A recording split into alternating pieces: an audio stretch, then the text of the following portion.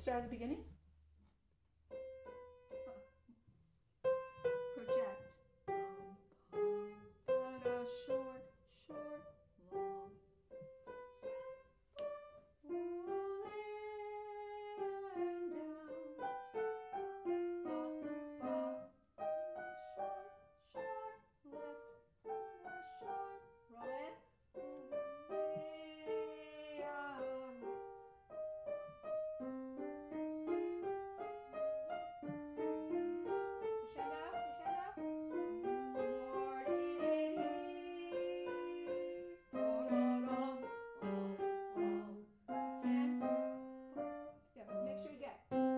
Short, short, long.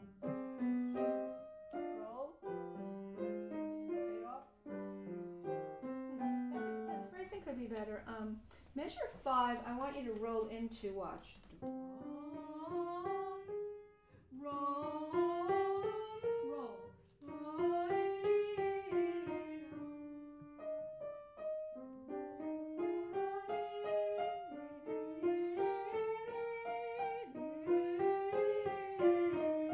Yeah. All the lines have to be very sculpted and very, carved and shaped. Let's do this right hand.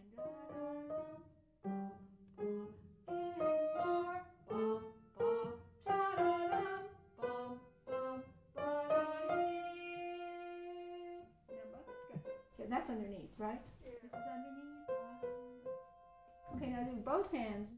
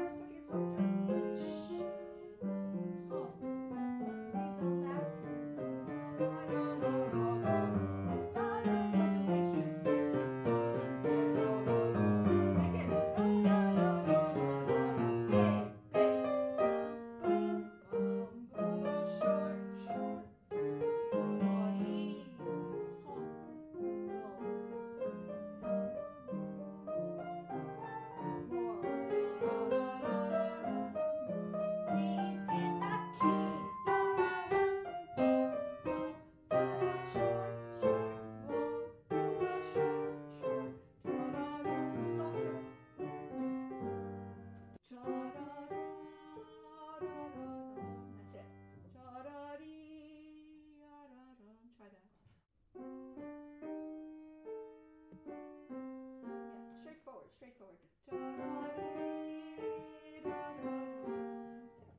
Let's continue. Did we do any of this? I don't think so. Okay. What I want you to do is isolate now the top voice with the 2/16 and 8. Now, where does that come from? Where does that? Subject. Derives from the subject. The first 3 notes of the subject. So in the episode, what characterizes episodes in Bach? What makes it an episode? Number 1, it's not a full.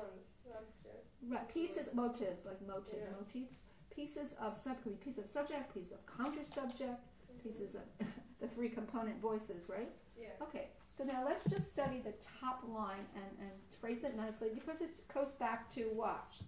That.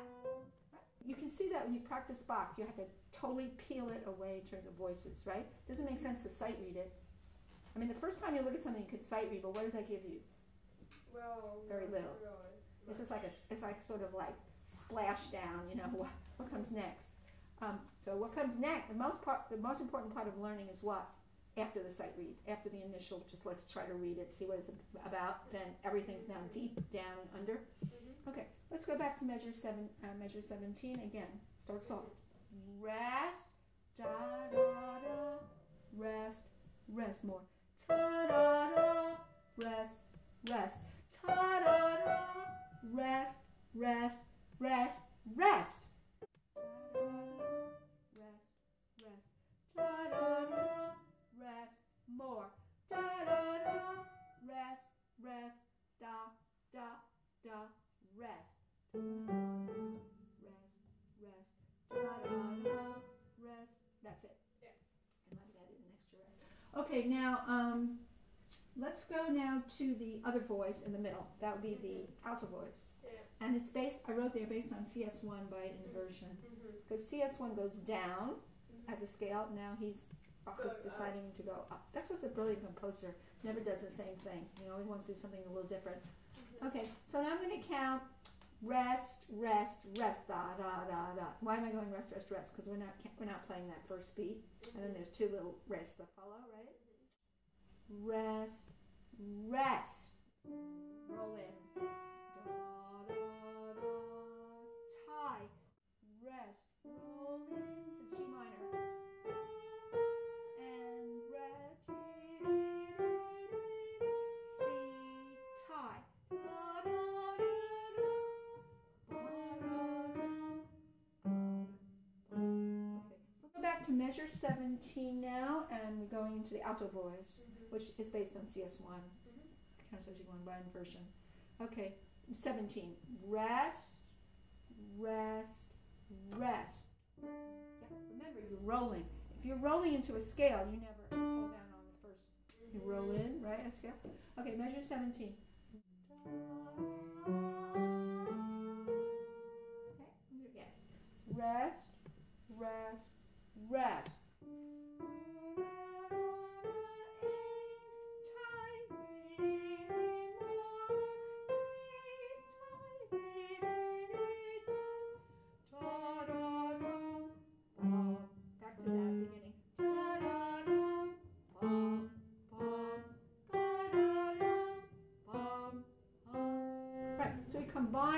The CS1 with what? With what other motif? The da da da.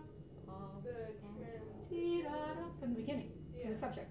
Yeah. So he's basically taking motives or variations of CS1, which is the ascending, the converted, inverted CS1 in the alto voice, and continuing with the piece of the subject da da da.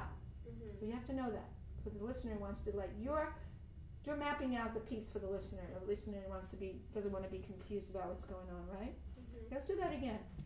Measure 17. I'm going to go rest, rest, rest.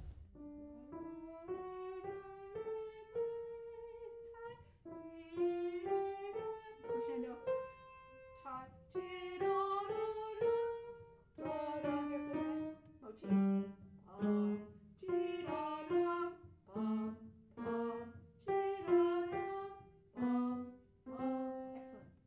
So we do have to watch the polka crescendo, and especially you see those 16ths are moving along. That's what's carrying the crescendo, is those 16ths. Okay, now can you do the top voice and the middle voice? So soprano and alto. Okay, so watch me for a minute. We're going to do this. Watch.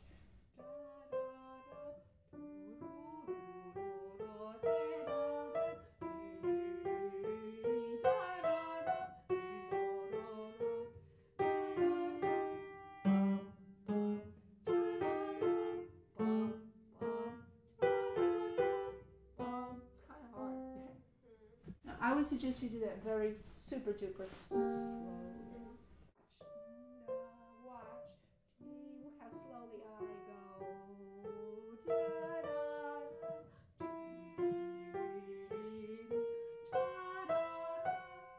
Okay, that's slowly. Try that.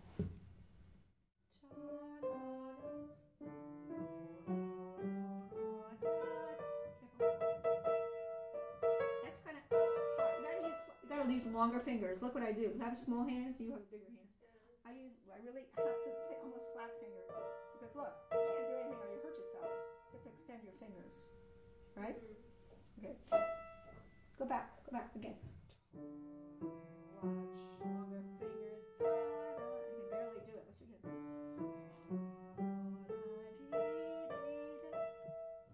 Watch what I'm doing. Watch.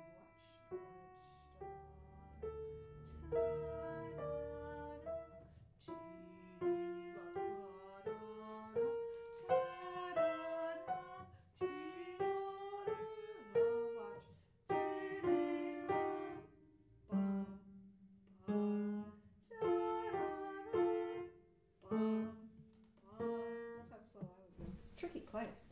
Very tricky. For me, it's always been. So, go back to D, C, D.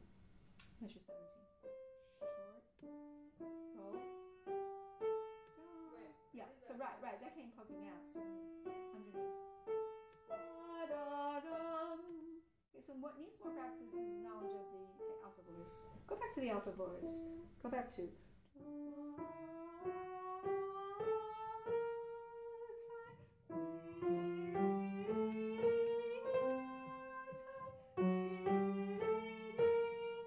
Okay, now go back to this voice.